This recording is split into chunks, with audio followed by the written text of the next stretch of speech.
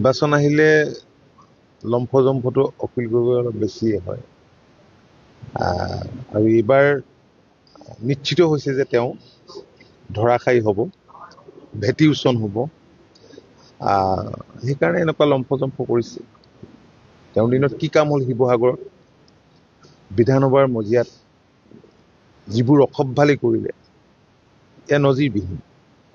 আৰু এতিয়া তেওঁ মোক আঞ্চলিকতাবাদৰ কথা শিকাবলৈ আহে।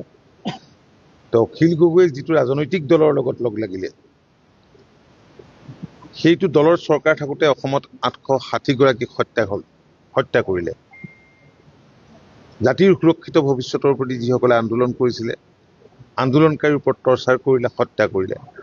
আৰু তেওঁলোকৰ লগ হৈ পেলাই তেওঁ এতিয়া আঞ্চলিকতাবাদৰ কথা কয়। আৰু অখিল গগৈক যুগ যুগ ধৰি কোনে নাজানে যে অখিল গগৈ বামপন্থী?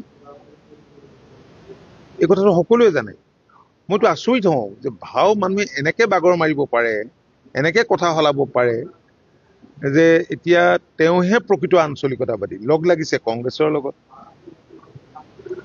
তেওঁ প্ৰথমতে নিজৰ স্থিতিটো স্পষ্ট কৰক, তেওঁ আচলতে কোনপন্থীৰ মানুহ, তেওঁ নিজৰ স্থিতি স্পষ্ট কৰক। আমি তেওঁৰ পৰা শিকিবলগীয়া একো নাই। তেওঁ কেনেধৰণৰ কৃষক নেতা? আজি বিধানসভাৰ মজিয়াত কোনোবা দিনে কৃষকৰ কথা ক'লেনে? মই কৃষিমন্ত্ৰী হিচাপে বোলে কৃষি ক্ষেত্ৰখনলৈ এটা পৰিৱৰ্তন আনিবৰ কাৰণে এইটোৱে কৰিব লাগে, এই কথাখিনি ক'লেনে? তেওঁৰ নিচিনা এজন ভণ্ড মানুহ মই ক'তো দেখা নাই। মই ৰাজনীতিক বুলি নকওঁ, ভণ্ড মানুহক ঠগ বাজ কৰি কেনেকে চলিব লাগে সেই কথাটো তেওঁতকে ভালকে আৰ্ট আৰু কোনেও নাজানে বুলি মই ভাবোঁ। এই যে বিৰোধী ঐক্যটো নহ'ল, বিৰোধী ঐক্যটো যে এনেকে এইবিলাক যে হৈ আছিল, তেওঁ মূলতেতো তেওঁ কি কৰিছিলে আমিতো সেইবিলাক কথা জানো।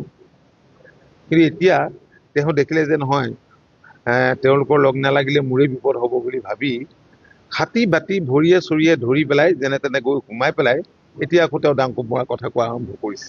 তেওঁ আচলতে অলপ বলিয়া হৈছে, তেওঁ উন্মাদ হৈ এই কথাবিলাক কৈছে। কাৰণ স্বাভাৱিকতে হ'বই, 5 বছৰ তেওঁ ক্ষমতাৰ সোৱাদ পালে, বাহিৰত থাকি আন্দোলন কৰি পেলাই তেওঁ যিবোৰ কাম কৰি আছিলে সেইবিলাকতো আছিলে, ইয়াত তাতোতকৈ ভাল পালে তেওঁ। গতিকে তেওঁক আকৌ এতিয়া বিধায়ক হ'বলৈ লাগে। ইয়াৰ ৰাইজৰ স্বাভিমানত তেওঁ আঘাত কৰিছে।